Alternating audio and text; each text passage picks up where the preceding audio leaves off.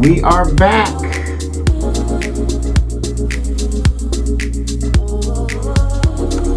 Hey, you guys, welcome back. This is Donovan Saadiq of the Donovan Saadiq Show. You are now tuned in to the Donovan Saadiq Show. Welcome. A lot of stuff has been happening this week.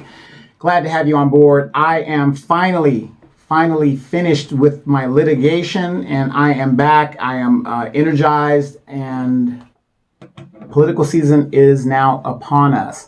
Before we get started, I want to give my condolences to the Monroe family. The 5-star general, a guy that I was on the show with called The War Zone for over a year. Myself and Dimitri K, we were on the show, and we met a lot of interesting people there. Gerry had a lot of connections. If you've been following us on the Dimitri K show as well, we did a special basically tribute to him. The question went out was, who is going to step up and continue Gerry Wayne Monroe's legacy there? Have a lot of great things to say about him. We were kindred spirits in the fact that the way that we confronted things was pretty much the same. He was the type of straight in your face type person. That's exactly how I conduct myself when I do my advocacy here in California, in the small town that I'm from, Moreno Valley. Mr. Monroe passed away, I believe, by way of, I believe he had a heart attack. From what I was under the impression, he had a heart attack. I'm not sure. Don't quote me on that. But again, he did pass away, and now it's a matter of, I know his family is dealing with the going away and how to send him off to deal with that and the celebration of his life and things like that. His family's like that. My thing is more so of his legacy and what he advocated for and how that will continue. So many times, if you believe in God, God sends a messenger or a prophet to give us the message. And once that message is delivered, then he basically takes back the prophet, and the prophet goes on to be in glory with the Lord. And I think that was a thing that Gerry was here to do. He provided the message was delivered, his work was done. He is now up in heaven with his family and his ancestors. He's going to be greatly missed. But I, for one, as somebody who worked with him, definitely will not let his legacy just disappear. Just like that, poof, disappear. And it's just another show. It's entertaining. It's this. Gerry was a lot of things. Very entertaining. He was in your face. He was straight to it with no chaser. Even when he was sick, he went around the country, did everything that he could do to advocate for people and for students. His biggest things were the kids. Was the kids. I enjoyed his stories of him growing up, in high school, and he loved his Yates football team in high school, and he was there's not going to be very many people left like Gerry Wayne Monroe. So again, my condolences to his family. We're coming into political season, and who is going to call out the corruption in the city of Houston? Who's going to call out the corruption of the school board members? Who's going to go up there and advocate for the kids that need resources? Again, if you watch the Dimitri K show, people say, well, Candace Matthews is out there doing a job. Candace Matthews, and I love Dr. Matthews. That is a beautiful woman, beautiful family, all of that. I love Dr. Matthews. But you can't take all of that weight and put it on her shoulders. There's many paths to a destination. So if I wanted to go to New York, there's all kinds of interstates I can take. There's all kinds of intrastates I can take. There's all kinds of roads I can take to get to New York. Gerry Wayne Monroe, he was on his path. Dr. Matthews is on her path. Are they going to end up in the same area? Most likely, yes, so. But they're on different paths to do so. So what we need is another person to step up and advocate. Not Khalid Muhammad, what's his name? Quanell X down there in Houston. He's on a different path than both of them. So everybody has a role to play when it comes to advocacy, and especially for our people. So I'm going to miss him and stuff, and we're going to come up with some, we're trying to formulate some great ideas to keep his legacy going. A lot of you guys, like I said, we ran across a lot of you guys from the war zone that support my channel, supports Demetrius' channel, you supported Gerry's channel. We're all kindred spirits, and we're all trying to do the work. And again, my heart breaks because I believe that was a man that, like any other man and any other person, he had flaws like everybody else, but his heart was for those kids. And if we do not leave a legacy for those kids, if you think it's bad now, wait until another group of them get into adulthood and they have no guidance, because there was no foundation set. And Gerry Wayne Monroe tried to set that foundation. So condolences go out to his family, but the work continues.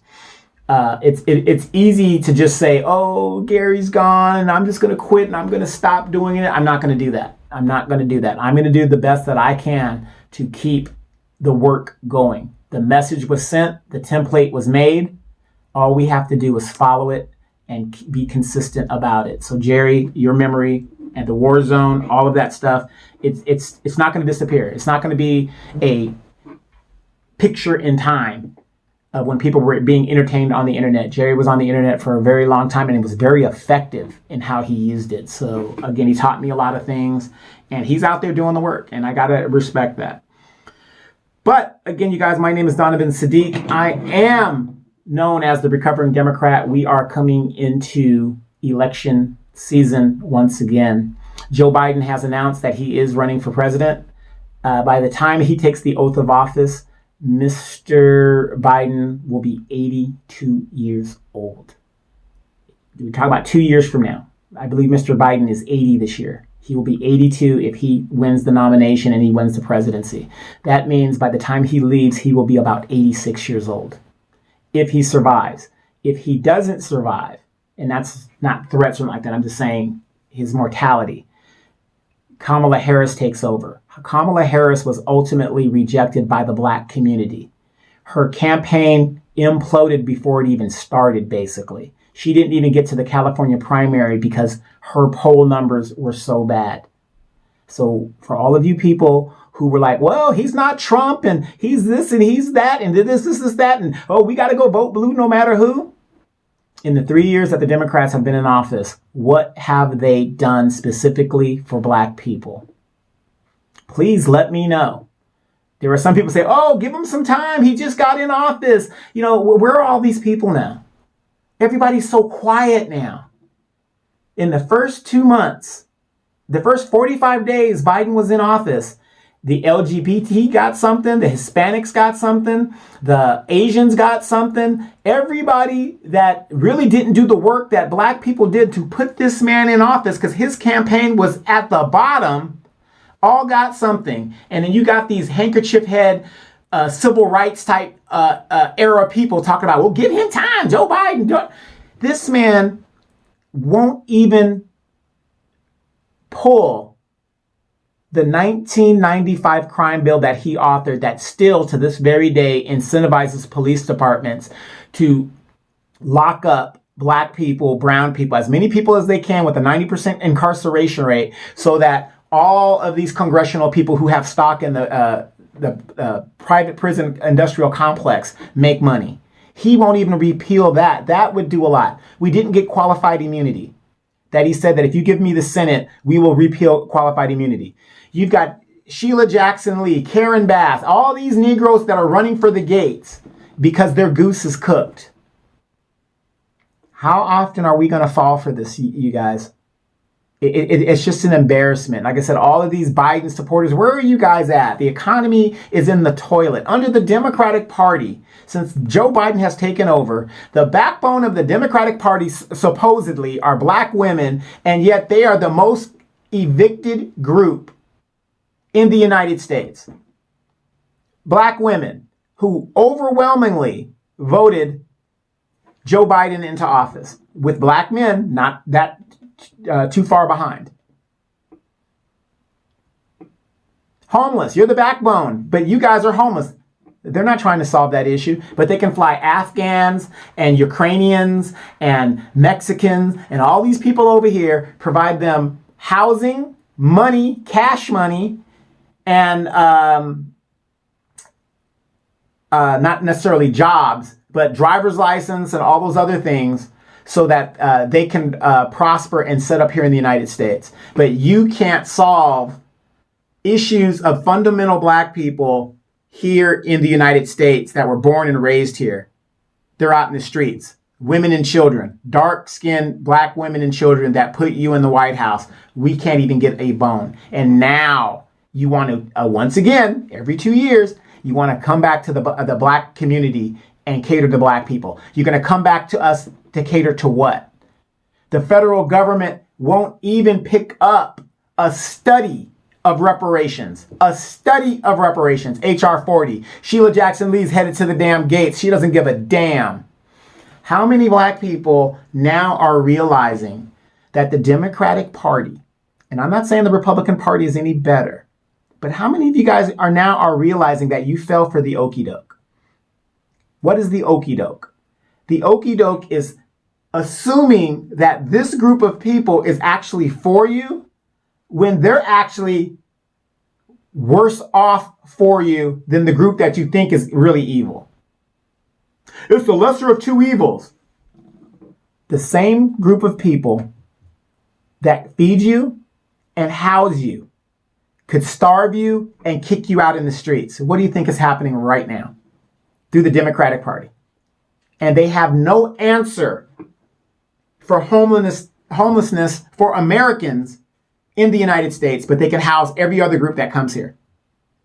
And you Negroes out there continue to vote Democrat. So let's just get it out there. I'm just gonna put it out there. I'm not ashamed of it, whatever. If Donald Trump is the nominee, anybody that's Republican is the nominee. I'm not a Republican. I've never been a Republican. I left the Democratic Party years ago. I'm talking about over 15 years ago. I left the Democratic Party when I unplugged out of the Matrix. The reason why I will vote against the Democratic nominee is because I get nothing for my vote. My vote is a punitive vote against the Democratic Party. When they start losing elections, then maybe they can get their act together and regain my vote. But until they do that, they get nothing from me. Absolutely nothing from me. The Democratic Party is not a party of black people. How could it be? It was formed under the basis of racism. The Ku Klux Klan, the Democratic Party is the Ku Klux Klan's biggest supporter. You guys are probably saying, well, how can you say that? They are the biggest supporter for the simple fact that the Democratic Party, even though the Ku Klux Klan is identified as a domestic terrorist organization, they do nothing to disband it, to figure it out, to break it down. But they can spend billions of dollars and go over and fight the Taliban that did nothing to the United States, trillions of dollars, to solve that problem that they didn't solve, but you can't solve domestic terrorism right here in the United States. Many examples of police brutality toward African-American fundamental blacks in the United States. There was a report that was put out, and don't quote me on it, but there was a Justice Department report that was put out in regards to the infiltration of white supremacists within police departments across the country. What has the Congress done about it? You've got 68 members of the Congressional Black Congress that does nothing for black people. And you guys are sitting there saying that I'm paranoid or I don't know what I'm talking about. If there's only 5 votes that control the House, the control of the House is about 5 votes. I have 68 members of my congressional group. Who do you think controls what gets passed in Congress, in the House? You had 2 Asian senators and I think 3 or 4 Asian congressmen in the House. But those 2 senators told the Joe Biden administration, if we do not get a bill for our people, none of your legislation will move forward, because he needed every vote in the Senate to pass whatever it is he wanted to pass. they got a bill on the first try. You got 68 members of the Congressional Black Talkers. 68 members. When the Democrats were in control of the House, it took 13 votes for control of the House to pass to the Republicans. I have 68 members. And yet nothing was done for black people. But billionaires got what they wanted. Asians got what they wanted. Why are so-called congressional black committee members voting for an Asian crime bill when we can't even get an HR 40 study? We can't even get the discussion of reparations. You guys got to think about that. These people, the black boule, they're just there to get a bag. They could care less. Simone Sanders, young lady, Hall of Fame linebacker. She's out there now, got a TV show that isn't really doing that well. I mean, they're going to eventually boot her. Joy Reid, all these people. Here comes the fear mongering. Oh my gosh, if Trump comes back, oh my gosh. Could it get any worse right now? Could it get any worse for black people? We've always been at the bottom. What do we have to fear but fear itself? We have always been at the bottom of the economic system in this country. Everything is built to make sure that the blacks are on the bottom. That's why they're bringing in illegal immigration. They're not trying to stop it. Kamala Harris, who's an Indian lady, she's not black. She's Indian. But she calls herself black this week. I'm not going to fight that. She's supposed to be taking care of the border, but she doesn't want to. They have already decided who is going to replace us at the services level of the economic scale. Who is going to serve the elite? Who is going to cook the food, wash the clothes, clean the streets, dump the trash? They went and got them another group to do that, and that's the illegal Mexicans and people that pour across that border. They are done with you. And what do we always say on these shows? When white supremacy is done with its tools, it breaks them. They don't need you anymore. They don't need you anymore. And yet you still got people out there that'll act like Trump is the boogeyman. Do you guys realize that justice delayed is justice denied? This man was convicted as person number one in the Michael Cohen thing for paying off Stormy Daniels that Michael Cohen went to jail for. Donald Trump was identified as conspirator number one or whatever it was. Why hasn't that man gone to jail yet? Why? Because it would look bad for white supremacy to hold them accountable to their own laws. That's why. That's exactly why. What they're hoping with Donald Trump, all the things that have happened since January 6th. How many of you guys remember the story of Enron? Officer or the president, whoever the head of the Enron was, he was indicted and he was on trial for the Enron scandal. Unfortunately, he died during that scandal, during the trial. When you die during a trial or during an indictment and stuff, it's as if you never did the crime at all because you're dead. So they couldn't come to a verdict. So basically, it's wiped out completely as if it never even happened. They are waiting for Donald Trump to die. That's why this is being pushed out, because they do not want a verdict, because it would hold white supremacy accountable to everybody else. And that's a bad precedent for white supremacy. Justice delayed is justice denied. If you and I did the same exact crimes that this man has done, conspiracy, trying to overthrow the government, And I don't even know why we do this. I think we're one of the only countries that will let a white man overthrow the country, and we give him all of this time. Usually when you try to overthrow your government, there is no trial. They line you up against the wall and they shoot you right then and there. Not saying you can't do it. The Constitution says that if this government is not working out for you, move farther out west. But you have to be successful in what you're doing. There's an old saying, I think Ben Franklin said it. Treason doth never prosper. Once wrote an English poet.